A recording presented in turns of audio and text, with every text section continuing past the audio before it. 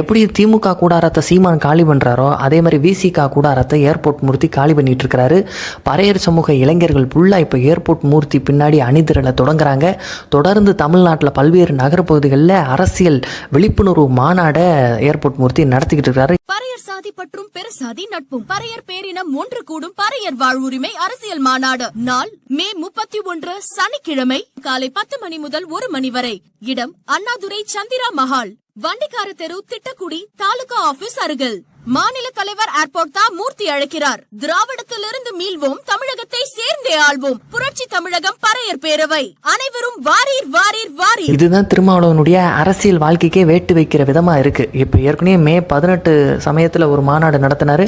இப்ப மீண்டும் கடலூர் மாவட்டத்துல ஒரு மாநாடு நடத்த இருக்கிறாரு. அதுவும் பறையர் சாதி பற்றும் பிறசாதி நட்பும் அப்படிங்கிற ஒரு கருத்தை முன் வச்சு ஏர்போர்ட் மூர்த்தி நகர்றாரு. அதாவது நீ பறையனா இருக்கிறங்கிறத பெருமையா இரு, அதே சமயத்துல மற்ற சாதி சமூக மக்களோடு, நம்மளுடைய தமிழ் சமூக மக்களோடு இணக்கமாக நட்போடு நீ இருக்கணும் அப்படிங்கறத அவர் வலியுறுத்தி பேசுறனால திருமாவளவனுடைய சாதி வெறியை தூண்டி பிழைக்கக்கூடிய அந்த அரசியல் பிழைப்புக்கு வேட்டு வச்ச மாதிரி ஆயிப்போச்சு.